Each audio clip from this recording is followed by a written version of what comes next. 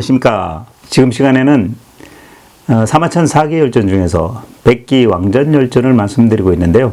이번에는 2부 시간으로 왕전 열전에 대해서 좀 이야기를 해보겠습니다. 이 왕전은 진나라 마지막 진시황제 시점의 장군이었습니다. 그러니까 진시황제 11년 BC 236년에 진나라의 장군이 된 사람이고요. 이 사람은 BC 228년 결국 백기열전에서 이야기됐던 그 장평의 전투에서 싸웠던 조나라를 끝내 멸망시키고 연나라, 지금 그 베이징 근처죠. 연나라 수도, 그 당시 베이징은 개라고 불러졌습니다. 이 개를 평정시키고 돌아온 그 장군이 되겠고요. 이 왕전 장군의 아들은 이름이 왕분인데, 왕분은 부자지간에 뭐 둘 다 장군이었어요. 그러니까 왕분은 진나라 밑에 있는 초나라를 치고 또 위나라를 치고 해서 위나라를 멸망시킨 그런 장군입니다. 이로써 진나라의 시황제, 진시황제는 삼진나라고 불렸던 한나라, 위나라, 조나라 이 세 나라를 모두 멸망시키고 공을 세운 그러한 장군들이 되겠죠. 왕전, 왕분. 그리고 이번에는 초나라를 치기 위해서 이신 장군이라고 또 장군이 하나 있었는데, 이 이신 장군은 이제 연나라를 공격해서 예전에 그 태자 단을 볼모로 잡았었죠. 이 태자 단을 연나라로 돌려보냈었는데 그 단을 사로잡아 가지고 돌아온 그런 장군이 되겠습니다. 자, 이제 진나라는 삼진은 완전히 멸망시켰어요. 맨 처음에 한나라부터 멸망시키고, 두 번째 조나라 멸망시키고, 그 다음에 세 번째 위나라 멸망시키고, 이제 초나라를 정복하러 나갑니다. 근데 진시황이 장군 두 사람, 그러니까 이신 장군하고 왕전이라는 장군에게 초나라를 치는데 군사가 얼마나 있으면 좋겠느냐라고 묻습니다. 그러니까 이신 장군은 자신있게 저는 20만이면 초나라를 어찌를 수 있겠습니다 라고 얘기를 해요. 이 소리를 듣고 왕전 장군은 저는 60만 명이 있어야 초나라를 이길 수 있겠습니다. 이렇게 이야기를 합니다. 시황제는 이 소리를 듣고 왕전 장군한테 이렇게 비아냥거립니다. 아이고, 당신 이젠 장군 늙었군 그려. 젊은 장군 20만 명이면 된다는데 우리 늙으신 장군은 60만 명이나 필요하다고 합니까? 이게 경매도 아니고. 결국 군사 병력을 적게 부른 이신 장군이 이 몽염 장군하고 같이 해서 20만을 끌고 초나라 형땅이라고 여기서 표현이 되는데 전투에 나갑니다. 근데 사실 20만 명 가지고 택도 없는 이야기였어요. 싸우면 싸울수록 계속 패하게 되고, 이 형땅에서 진나라 군대가 형편없는 전투 성과를 만들어내지 못하고 형편없이 싸우게 됩니다. 그래서 결국 패하게 됐죠. 그래서 진나라 시황제는 왕전 장군을 불러들여서 이야기를 합니다. 내가 당신한테 60만 달라고 그랬지. 내 60만 줄 테니까 당신이 좀 나가서 저 초나라 좀 싸우고 땅 좀 뺏고 초나라를 좀 어떻게 멸망을 시켜보지 않겠소? 라고 얘기를 합니다. 그러니까 왕전 장군은 그때서 먼저기는 척하면서 60만 명을 딱 받고 네 그럼 나가겠습니다 하고 이제 군사를 끌고 이제 초나라를 치러 나가는데 이 진나라 시황제가 궁궐 멀리까지 이렇게 배웅까지 해줍니다. 이제 좀 승전하고 돌아오라고 이제 융승하게 해주는 거죠.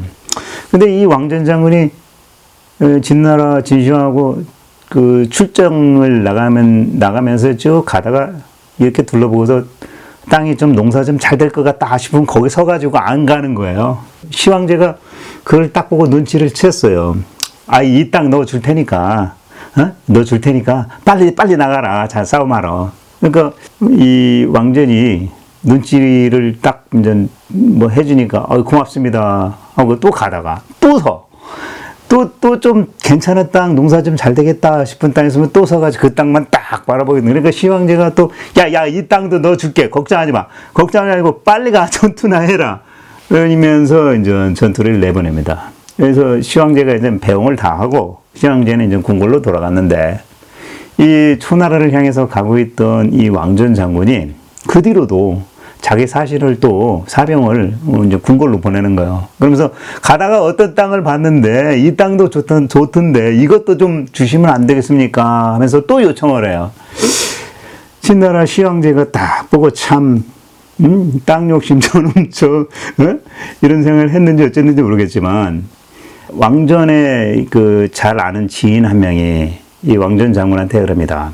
아이 장군님, 이 좀 과하게 자꾸 땅 요구하는 거 이거 별로 그렇게 좋지 않아 보이는데 계속 그렇게 할 겁니까? 이거 좀 유치해 보이기도 하고 뭐 그렇네요.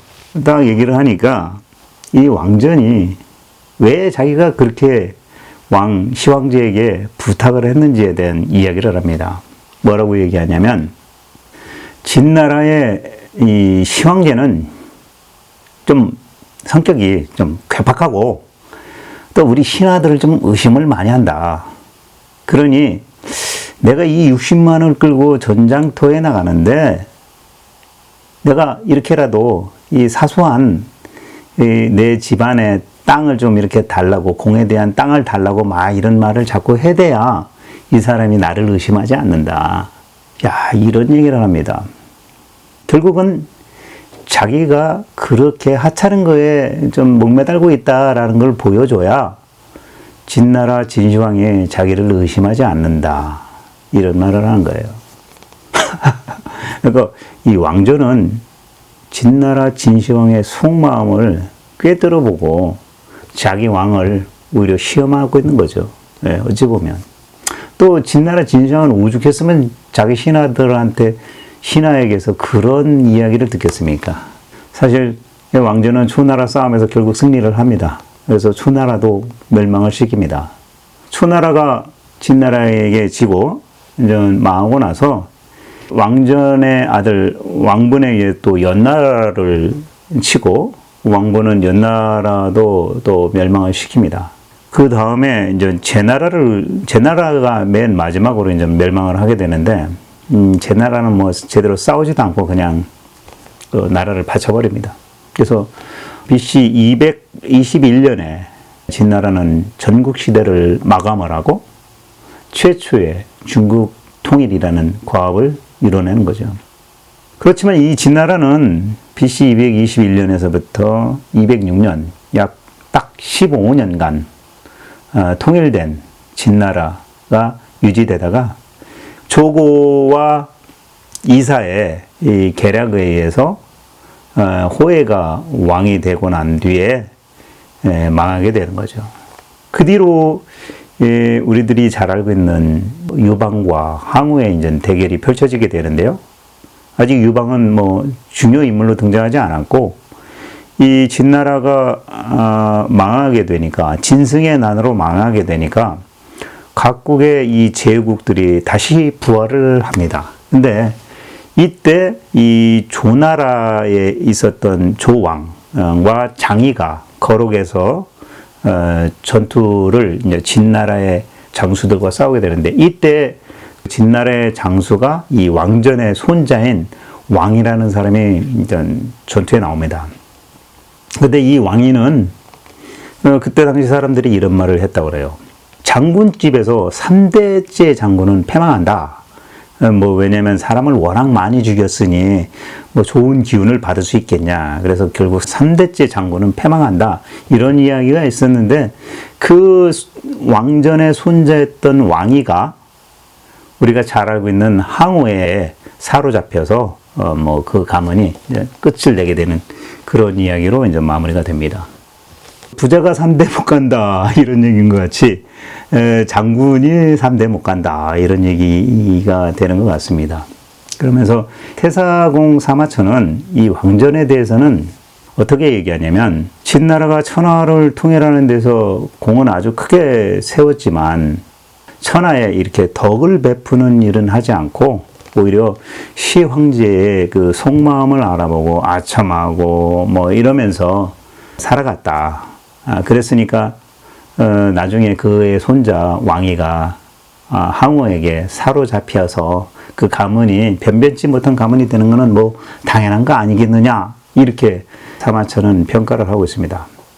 그러면서 우리 이제 그 길이를 재는 자도 자라고 다 긴 것이 아니고 또 짧은 마디라고 해도 다 짧지는 않다. 그러니까 경우에 따라서는 마디가 자보다 더 긴 것도 있고 뭐 이렇다 이런 얘기를 하는 거죠.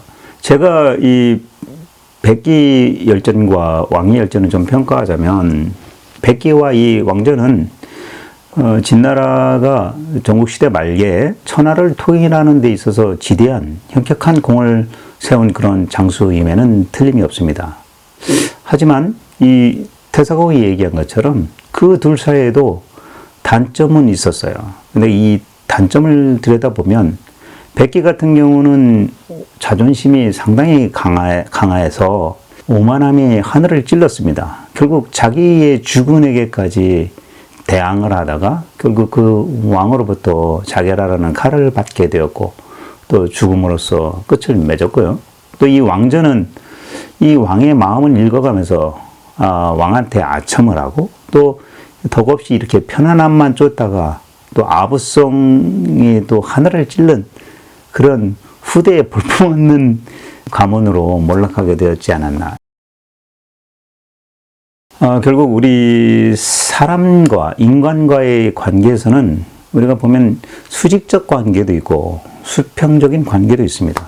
근데 이 수평적인 관계에서 지금 여기 오늘 예시되고 있는 범저와 백기 뭐 이런 사람들은 어찌 보면 서로가 수평적인 관계입니다. 그러면서 서로 수평적이지만 경쟁의 관계로밖에 볼 수 없었고 그들 둘 사이에는 같은 왕, 소왕이라는 한 사람을 두고 경쟁할 수밖에 없었던 그런 관계였던 거죠.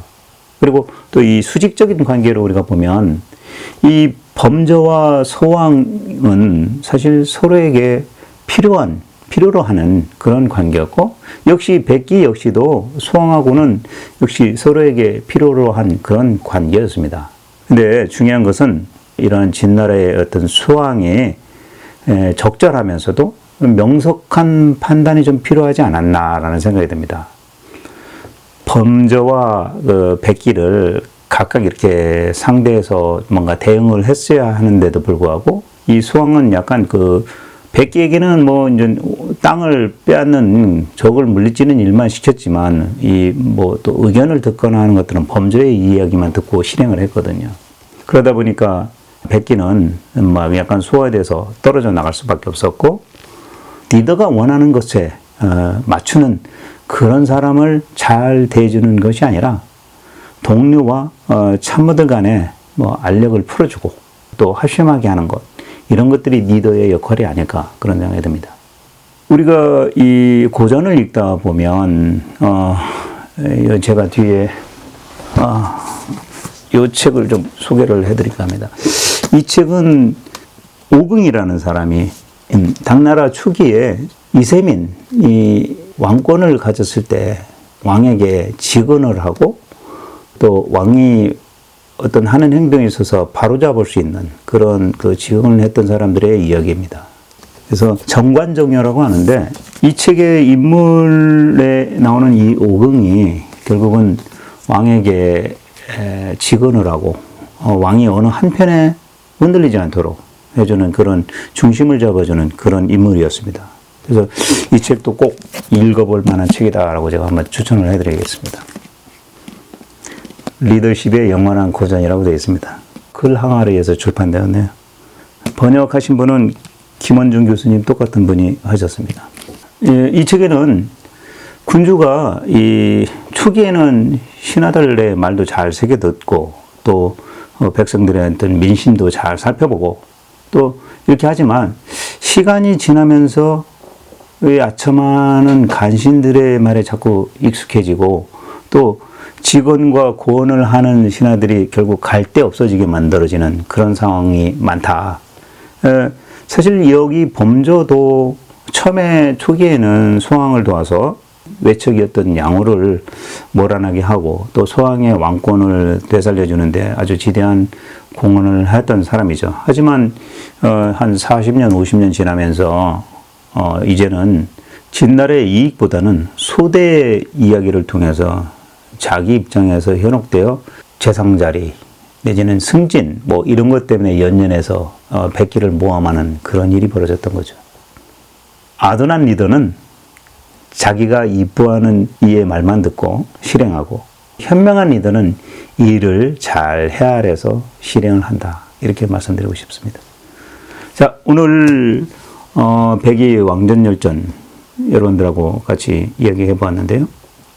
다음 편 또 소개해 드리겠습니다. 다음 편은 이제 전쟁에서 이제 벗어나서 이제 좀 우리가 잘 알고 있는 백가쟁명 중에 순자 그리고 맹자, 맹자가 먼저 나옵니다. 맹자 순경열전이 되겠는데요.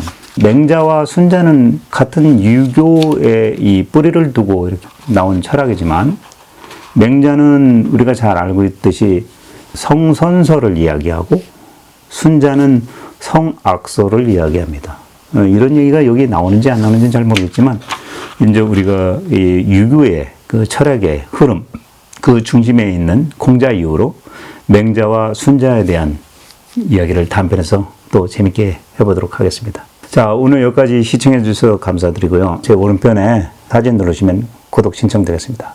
그리고 제 왼편으로는 제가 여러분들에게 지금까지 찍은 영상 중에서 추천드리고 싶은 것들 몇 개 띄워져 있습니다. 누르면 바로 이동하게 되겠습니다. 자, 시청해 주셔서 감사합니다.